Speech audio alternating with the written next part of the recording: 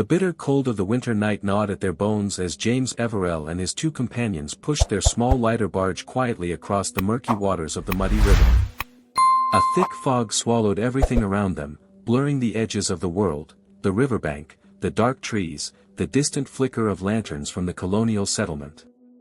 The silence pressed down hard, broken only by the faint lapping of water against the barge's hull. Their breaths came out in heavy mist, hearts pounding in cautious unison. Each man was keenly aware of the isolation, the mysterious stillness that seemed to cloak the night in an unnatural shroud. Suddenly, piercing the monotony, a strange glow bloomed ahead. At first, just a flicker, but then it surged with unnatural intensity, brighter than any natural fire, burning through the fog like cold fire. The men froze, eyes wide with disbelief and dawning fear. This was no ordinary light. It hovered, pulsated, shifting its shape steadily, from a blazing square of light to something far stranger. It moved with purpose, a silent predator's dance, flaring wildly before contracting into a shape like a glowing swine. Unease crept over the men like a cold hand. Something profound and disturbing was happening on this winter night, and they were at its mercy. James Everell's mind raced as he stared into the apparition floating above the muddy river. It flamed up, almost 3 yards square, he would later describe, then compressed itself until it looked like a swine-shaped light, gleaming with an eerie glow. The light's unnatural shape twisted and shuddered, as if alive, challenging everything James thought he knew about the world. With every pulse, the light moved, tracking their tiny vessel with terrifying swiftness, cutting through the blackness like an arrow on a deadly hunt. In the boat, the men exchanged anxious glances, powerless witnesses to a phenomenon that defied earthly explanation. The cold night air grew heavier, tightening a grip of dread over their chests. They tried to speak, but words stuck in their throats as the light darted forward, then retracted, dancing erratically above the river. The illumination flickered, casting grotesque shadows on their faces, eyes wide with alarm, muscles tense with rising panic. Suddenly, an overwhelming force battered their vessel as if the river itself had turned against them. Against all reason, the tide pushed them backward, moving the boat a full mile upstream, an eerie journey against nature itself. Bewilderment crashed over the men as they realized they were no longer in control of their course. The river, once a path to safety, had become a trap. The light disappeared, but the afterimage seared their minds, an enigma that would haunt their days and plague their nights. Fear and awe tangled inside James's chest. What was this light? Was it a supernatural sign, a divine warning, or something alien and malevolent beyond human understanding? The men's souls trembled as the cold night bore down upon them, and the unseen mystery loomed larger than ever. Deep within the chambers of the colonial settlement, John Winthrop, the stern and devout Puritan leader, sat hunched over his journal. The candle's flicker cast long shadows across the pages filled with records of hardship, faith, and daily survival. But tonight, those chronicles took a darker turn. Winthrop's eyes traced the words he had written down from the reports brought to him, accounts of lights that defied nature, dancing above the river with a life all their own. For a man whose life was forged by faith and duty, this presented a tormenting dilemma. How could these phenomena fit within his firm belief in God's order? Was it a test, a warning, or something far more sinister? Anxiety clung to him, twisting beneath his calm exterior. Winthrop was a man tasked with building a city upon a hill, a beacon of Christian virtue and discipline, yet here were visions that challenged every certainty. He felt the weight not only of governance but of the unknown pressing against his soul. These mysterious lights, these eerie encounters, they could unravel the fragile social order he'd fought so hard to create.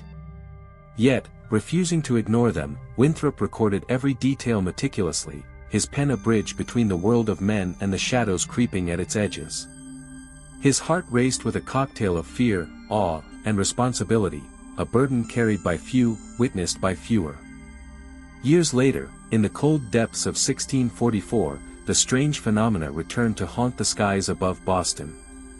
On a quiet winter's night, 3 men rowing into the harbor witnessed 2 ghostly lights rising from the water's surface. Unlike the blazing swine-shaped glow of years before, these lights took on a hauntingly humanoid form, flickering like ethereal specters in the darkness. They crept forward, hovering close to the shore before drifting silently toward the south point, vanishing without a trace. A week later, the colony was gripped by an even more bizarre spectacle. Witnesses reported a surreal dance of lights resembling two moons skipping across the night sky near Noddle's Island. These twin orbs circled, merged, separated, and repeated the eerie ballet, shooting flames, sputtering sparks, as if conducting a cosmic ritual beyond human understanding. The colonists spoke in hushed tones, fear and wonder warring in their hearts. Who, or what, was behind these flickering phantoms? The seas and skies had become a stage for the inexplicable. Amid a backdrop of superstition and strict religious belief, these incidents shaped an uneasy mythos. Witnesses found themselves isolated by their experiences, afraid to speak openly for fear of being branded as mad or heretics. Yet the lights persisted, an undeniable presence teasing the edges of reality, challenging the colonists to confront the boundary between the known and the unknowable.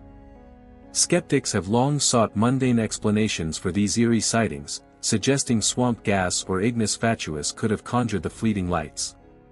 But such natural phenomena fail to account for the strange behaviors, the light's sharp, rapid movements, deliberate shapes, and the men's eerie journey against the river's tide. Dismissive voices echo through history, yet there remain those who see the witnesses' credibility and the inexplicable patterns as evidence that something far beyond folk tales or natural illusions was at play. The tension between explanation and mystery remains unresolved, deepening the shadow that cloaks these early encounters. The flickering lights above the muddy river faded into the annals of forgotten history, buried for centuries within the meticulous journals of John Winthrop. Yet, their echo whispered through time, a haunting reminder that these early encounters were far from isolated or accidental. The city upon a hill, Winthrop's dream of a perfect Christian society, was quietly shadowed by these inexplicable mysteries, ghostly lights dancing where faith and reason struggled for dominion. Today, as modern America grapples with renewed government admissions and growing UFO fascination, these colonial tales gain fresh resonance.